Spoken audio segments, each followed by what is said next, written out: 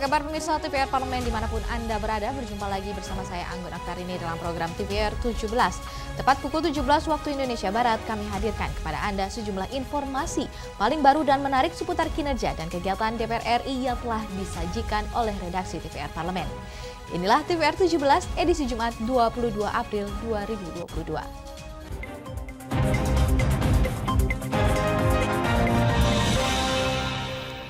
Pemirsa, DPR RI akan terus memberikan pengawasan terhadap implementasi Undang-Undang Tindak Pidana Kekerasan Seksual atau UU TPKS. Pascanya di sini disahkan beberapa waktu yang lalu, serta mengapresiasi dukungan dari aktivis perempuan. Ketua DPR RI Dr. Honoris Causa Puan Maharani menerima audiensi aktivis perempuan dari berbagai elemen dalam rangka apresiasi dan ungkapan terima kasih pada perayaan Hari Kartini. Dr. Honoris Causa Puan Maharani mengatakan disahkannya Undang-Undang TPKS ini sebagai kado di Hari Kartini untuk perempuan Indonesia.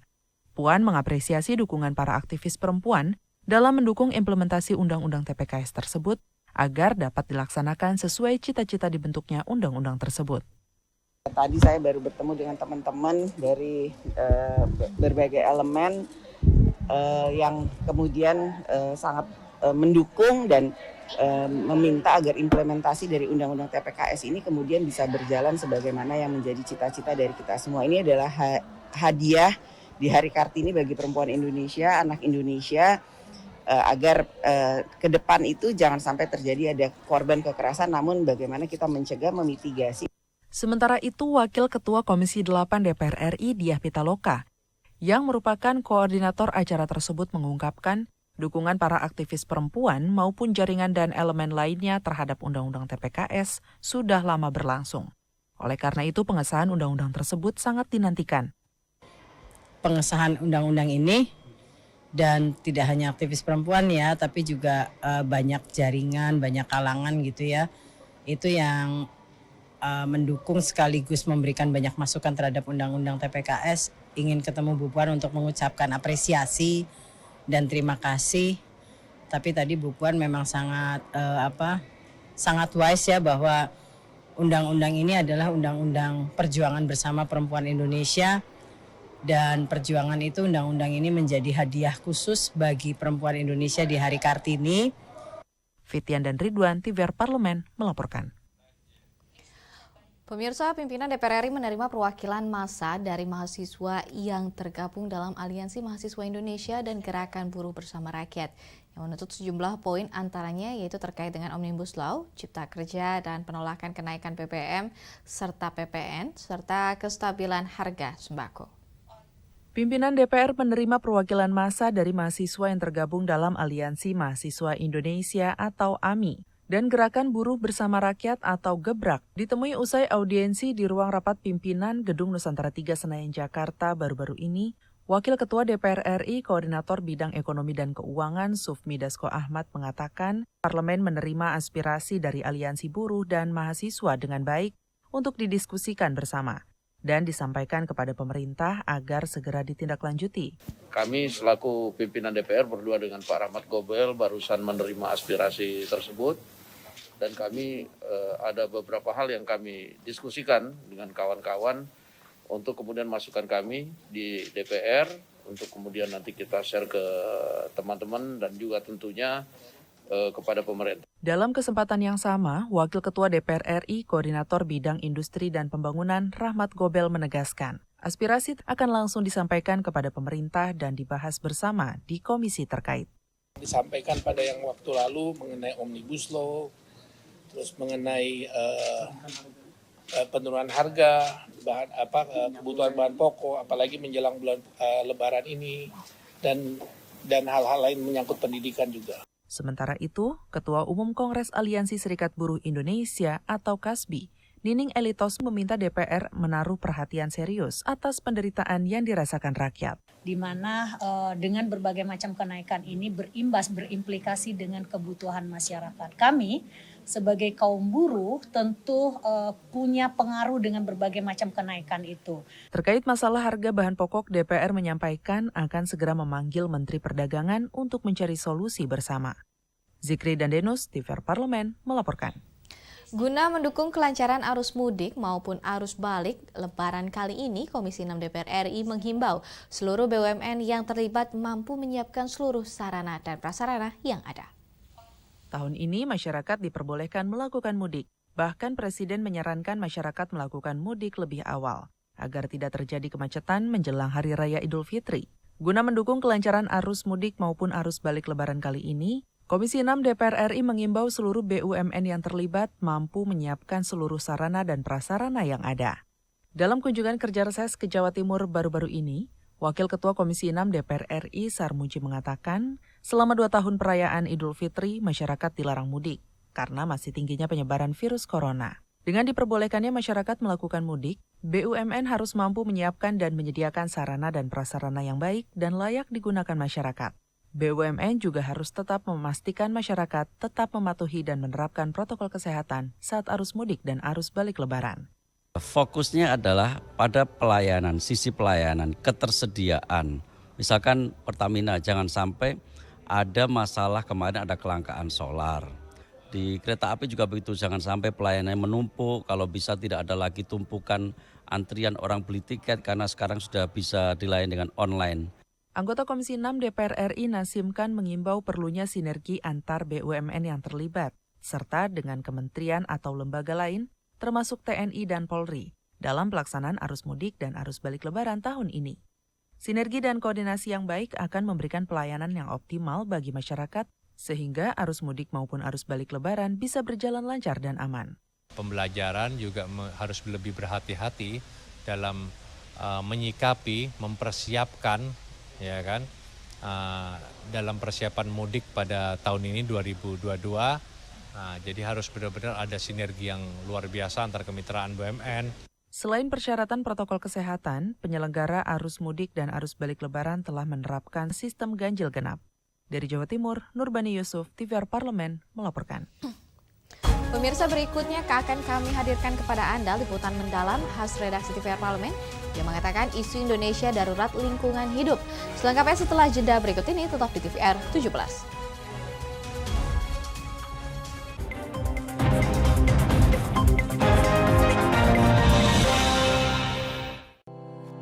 Tugas dan fungsi DPR RI sangat penting bagi negeri ini sebagai pengemban amanat rakyat. Namun tidak banyak yang tahu apa saja fungsi dan tugas dari DPR. DPR mempunyai 3 fungsi pokok, yaitu legislasi, anggaran, dan pengawasan. Ketiga fungsi tersebut harus dilaksanakan dalam kerangka fungsi representasi yang mengedepankan kepentingan rakyat berdasarkan aspirasi masyarakat dan untuk kesejahteraan rakyat. Dari fungsi legislasi, DPR RI mempunyai tugas dan wewenang untuk menyusun dan menetapkan program legislasi nasional bersama dengan pemerintah, menyusun dan membahas rancangan undang-undang, menerima rancangan undang-undang dari DPD, membahas rancangan undang-undang yang diusulkan oleh Presiden ataupun DPD, menetapkan undang-undang bersama dengan Presiden, menyetujui atau tidak menyetujui peraturan pemerintah pengganti undang-undang yang diajukan Presiden untuk ditetapkan menjadi undang-undang. Sementara, fungsi anggaran membahas dan memberikan persetujuan atau tidak memberikan persetujuan terhadap rancangan undang-undang tentang APBN yang diajukan Presiden, memperhatikan pertimbangan DPD atas rancangan undang-undang tentang APBN dan rancangan undang-undang terkait pajak, pendidikan, dan agama, menindaklanjuti hasil pemeriksaan atas pengelolaan dan tanggung jawab keuangan negara yang disampaikan oleh BPK, memberikan persetujuan terhadap pemindah-tanganan aset negara maupun terhadap perjanjian yang berdampak luas bagi kehidupan rakyat yang terkait dengan beban keuangan negara.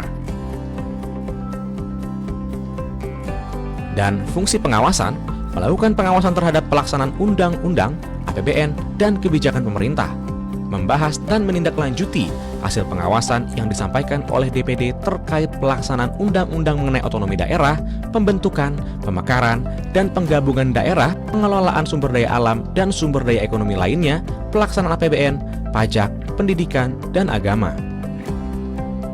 Terima kasih. Video ini dipersembahkan oleh TV dan Radio Parlemen, Biro Pemerintahan Parlemen, Sekretariat Jenderal, dan Badan Keahlian DPR RI.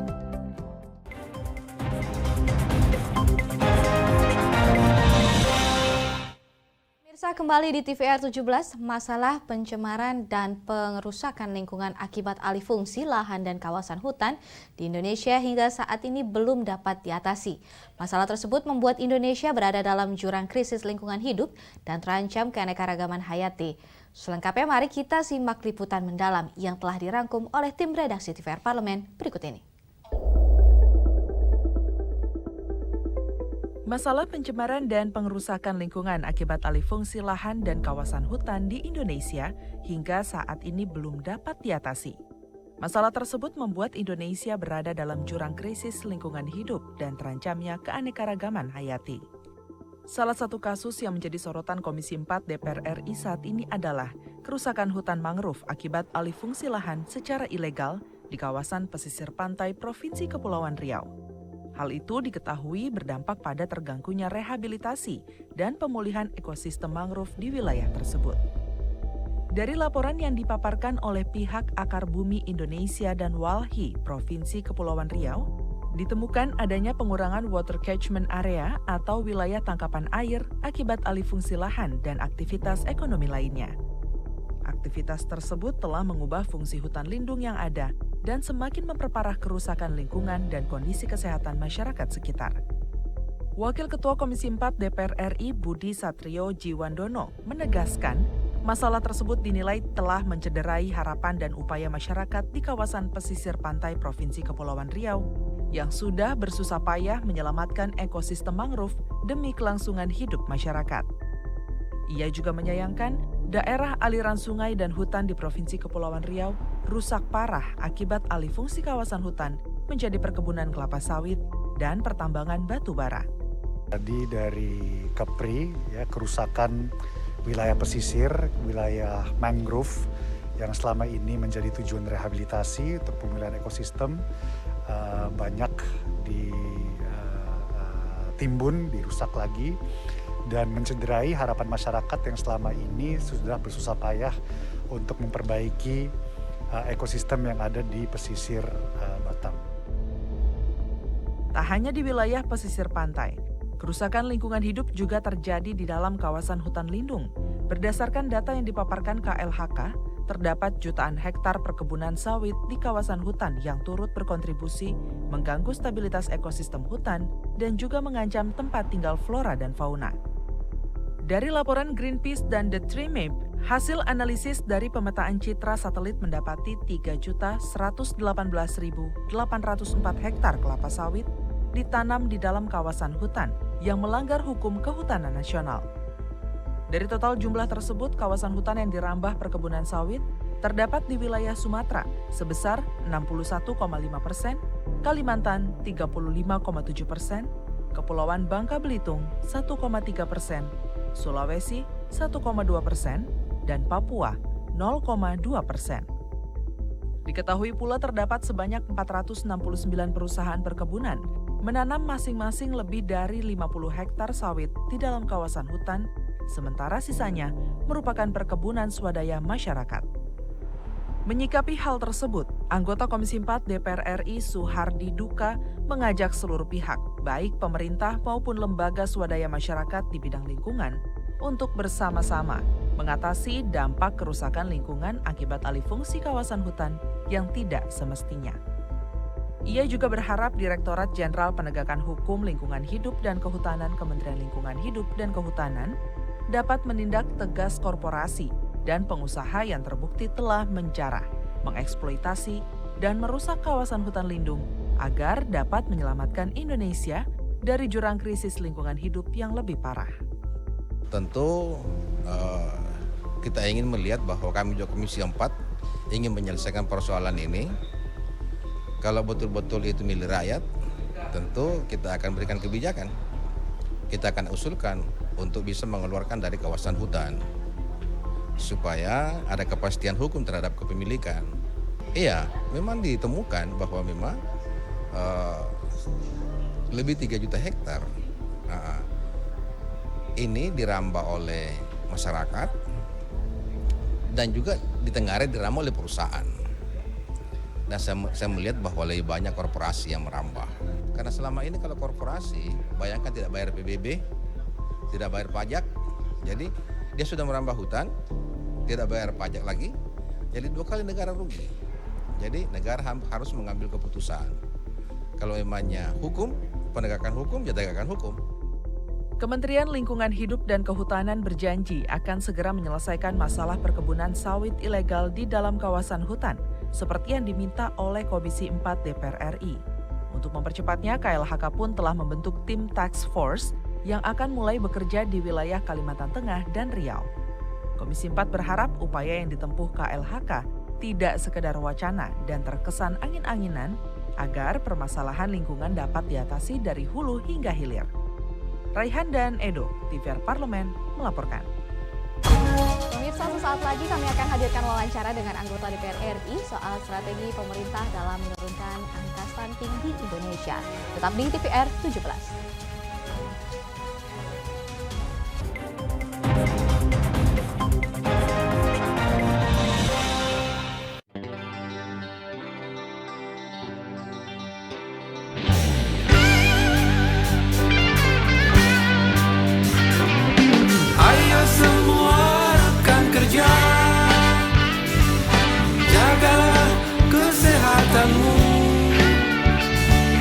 Jangan lupa cuci tangan pakai sabun, awas nanti tertular virus.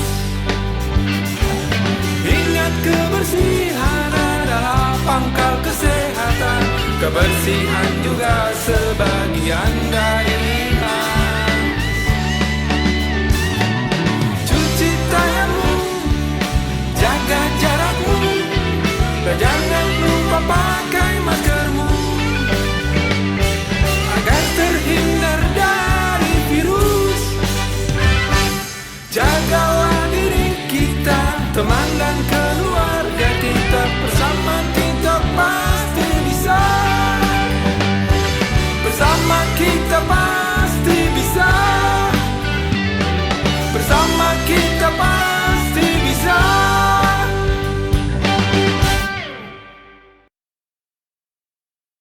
Virus corona menjadi perbincangan dunia. Beberapa negara sudah terjangkit. Ribuan orang di Indonesia terkena virus ini. Kita perlu antisipasi dengan melakukan hal berikut. Cuci tangan dengan sabun dan antiseptik. Gunakan masker atau penutup mulut saat bersin dan batuk. Masak telur dan daging hingga matang. Hindari kontak dengan hewan. Tidak saling berjabat tangan. Tidak berinteraksi dengan penderita. Jika memiliki demam tinggi, batuk, pilek, gangguan pernafasan, sakit tenggorokan, dan letih lesu, segera periksakan ke dokter. Waspada virus corona, cegah penyakit sejak dini.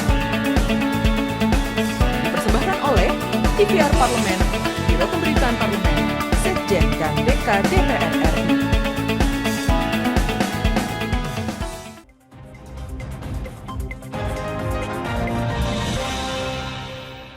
Kembali di TVR 17, kasus stunting atau gagal tumbuh kembang pada anak masih tinggi di Indonesia.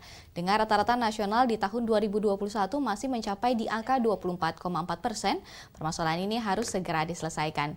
Dengan melibatkan sinergi di pemerintahan dan juga antara kementerian lembaga dan juga masyarakat secara langsung. Berikut ini laporan lengkap dari rekan kami, Subki Abdul, yang mewawancarai langsung anggota Komisi 9 DPR RI soal strategi penurunan stunting.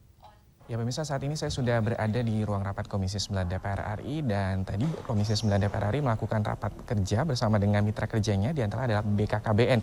Ini membahas terkait dengan stunting juga, salah satu isu yang dibahas. Seperti kita ketahui ini ada 24,4% atau 5,33 juta balita. Ini yang prevalensi stunting. Dan setiap tahunnya harus diturunkan sekitar 3 hingga 3,5%. Sudah bersama dengan anggota Komisi 9 DPR RI dari fraksi Partai Gerindra, daerah pemilihan Sumatera Selatan 2, Ibu Sri Meliana. Ibu, gimana nih dengan rapat kerja yang tadi sudah berjalan, saat ini sedang break, apa yang Ibu dapat sejauh ini dengan BKKBN mitra kerja ini? Jadi secara teoritis rencana kerja tuh oke banget. Secara teoritis mereka akan berusaha menurunkan 3,5% stunting per tahun, sehingga canangan presiden bahwa kita di 2024 itu mencapai stunting yang tinggal 14,4% tercapai. Jadi goalnya 3,5% per tahun menurunkan stunting. BKKBN membuat banyak sekali cara untuk mencapai itu. Tapi sepanjang itu bisa terlaksana, kami meyakini penurunan stunting itu akan tercapai.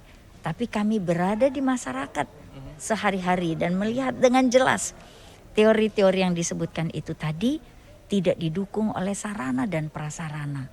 Sehingga kami meragukan apakah ini bisa dicapai atau tidak. Gitu. Sarana dan juga prasarana seperti apa nih Bu yang setidaknya Ibu datang langsung ke dapil Ibu bertemu dengan konstituen yang setidaknya dibutuhkan dan juga mungkin bisa Ibu dorong dalam rapat kerja ini dan juga langsung disampaikan ke BKKBN? Sarana dan prasarana itu berkumpulnya masyarakat untuk mendengar canangan tentu. Apa itu stunting, bagaimana stunting, BKKBN sudah membuat per provinsi, per kabupaten, tapi itu harus didukung lagi. Kita sebut per kabupaten. Untuk melaksanakan itu ada unit yang disebut posyandu, ada unit yang disebut puskesmas. Bagaimana kondisi posyandu dan puskesmas kita? Apakah sudah mempunyai alat-alat? Tadi beberapa alat disebutkan dengan jelas. Setiap posyandu harus mempunyai satu alat itu. Antropometer, mungkin salah saya sebut, tapi ada satu alat untuk mengukur HB juga antara lain. Nah, rapat ini berbarengan dengan Dirjen Kesmas dari Kemenkes. Dirjen Kesmas juga mempunyai canangan bahwa kami punya beberapa intervensi untuk menurunkan stunting. Yang kami belum tahu apakah kedua belah pihak pernah duduk bersama untuk membahas apa yang BKKBN butuhkan lewat Kesmas. Sehingga intervensi ini menuntaskan 3,5% itu. Jadi menurut Ibu Sri Mulyana ini agak pesimis melihat rencana kerja yang sudah disampaikan BKKBN baru saja atau bagaimana? Atau dari segi anggarannya juga belum cukup Ibu untuk area melakukan sosialisasi, melakukan edukasi? BKKBN sebatas melakukan sosialisasi dan edukasi. Tapi penanganan secara nyata, pemberian makanan tambahan dan lain-lain itu ada di Kemenkes. Menyiapkan posyandu, menyiapkan puskesmas ada di Kemenkes. Jadi banyak sekali kementerian lembaga yang ikut serta dalam penuntasan stunting ini. BKKBN dan Kemenkes, dua dari beberapa mitra kami yang ikut dalam urusan itu. Tapi ada lagi Kementerian Sosial, Kementerian PUPR, dan lain-lain, sehingga dana besar stunting itu terbagi dalam banyak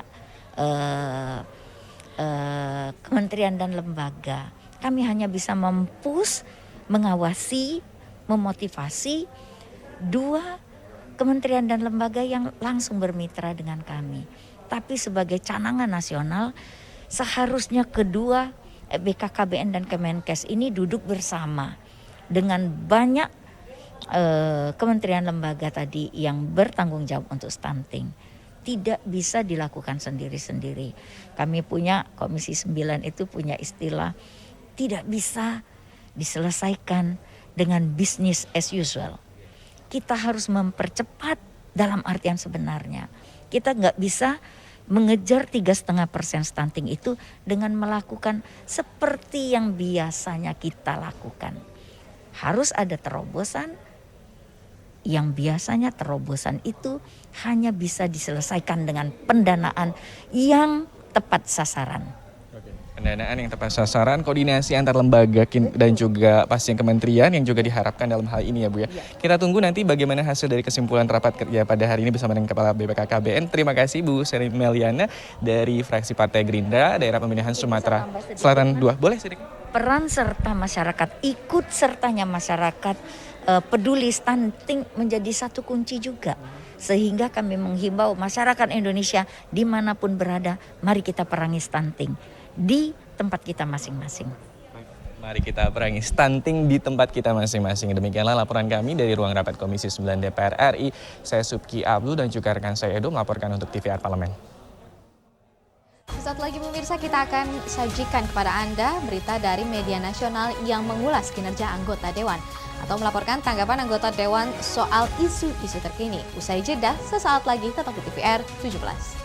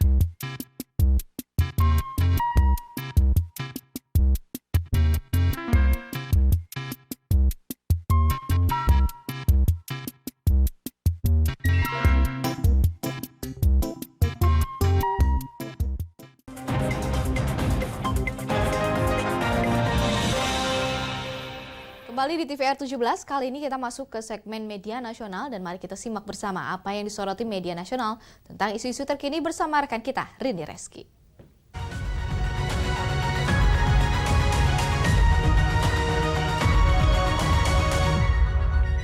Iya baik, terima kasih Anggun. Pemirsa TVR Parlemen, kita bahas headline media online hari ini apa saja soal pimpinan DPR yang siap beri ruang partisipasi bagi aspirasi buruh dan juga mahasiswa.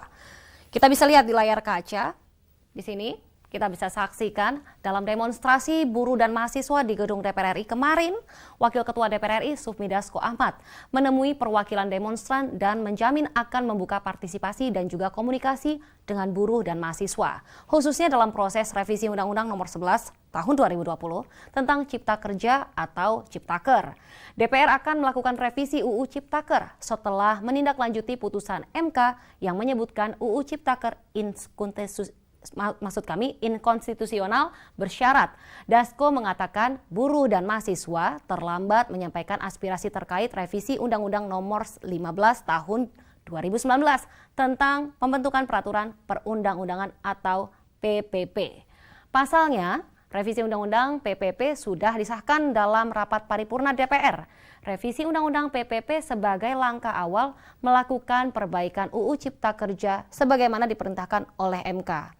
Di sini sementara itu Ketua Kongres Aliansi Sertifikat Buruh Indonesia atau KASBI, Nining Elitos, dan juga buruh berharap ruang partisipasi dalam pembentukan dan penyusunan RUU harus dibuka lebar, termasuk dalam revisi Undang-Undang Cipta Kerja.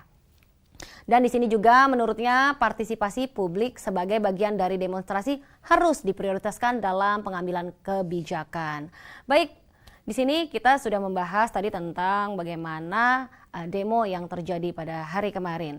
Dan kita akan masuk ke berita selanjutnya yang juga menjadi headline media online pada hari ini, yaitu soal menghidupkan keteladanan Kartini melalui Undang-Undang TPKS. Kita juga bisa lihat di sini bersama-sama di layar kaca. Ya, dalam memperingati Hari Kartini pada 21 April lalu menjadi momentum untuk terus mendorong percepatan implementasi Undang-Undang Tindak Pidana Kekerasan Seksual atau UU TPKS menjadi instrumen hukum yang kuat dan komprehensif. Situasi perempuan Indonesia yang belum terbebas dari kekerasan dan diskriminasi berbasis gender menjadi lecutan untuk terus memperjuangkan pengaplikasian undang-undang ini di lapangan dan menjadi gambaran nyata bahwa kegelisahan Kartini masih dirasakan hingga kini. Di sini Ketua DPR RI Puan Maharani menyebutkan kelahiran UU TPKS merupakan upaya untuk mengubah perspektif dan juga pemahaman tentang konsep gender dalam kaitannya dengan kepentingan perempuan. Kegigihan untuk terus mengawal implementasi UU TPKS merupakan perjuangan Kartini yang ditinggalkan dan kini perlu untuk dilanjutkan. Keteladanan Kartini menjadi energi untuk terus memperjuangkan pengesahan dan implementasi Undang-Undang TPKS menjadi payung hukum yang kuat dan bisa diaplikasikan dengan baik. Di sini juga UU TPKS menjadi bahan hadiah yang luar biasa bagi perempuan Indonesia atas pencapaian bersama dalam perjuangannya sejak awal. Kesetaraan gender harus benar-benar bisa terwujud serta adanya pencerahan bagi masyarakat bahwa kekerasan seksual adalah suatu bentuk tindak pidana dan sama sekali bukan hal yang wajar.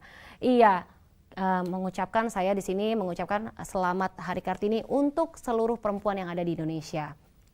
Baik, itu tadi headline media online pada hari ini yang menyoroti pimpinan DPR yang terima aspirasi buruh dan mahasiswa, juga tentang menghidupkan keteladanan Kartini melalui UU TPKS. Kita kembalikan ke rekan saya Anggun.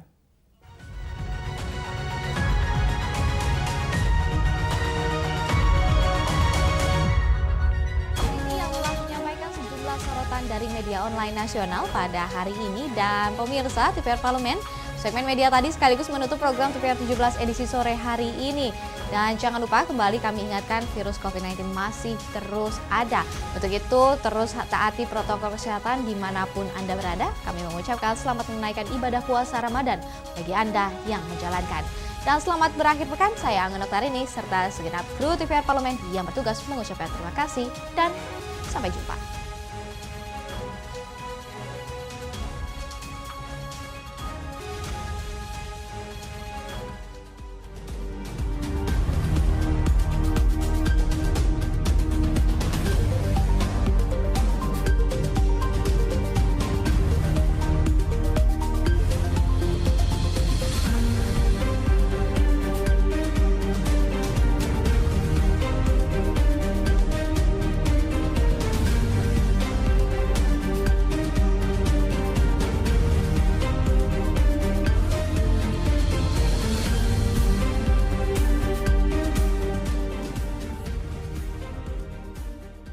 Badan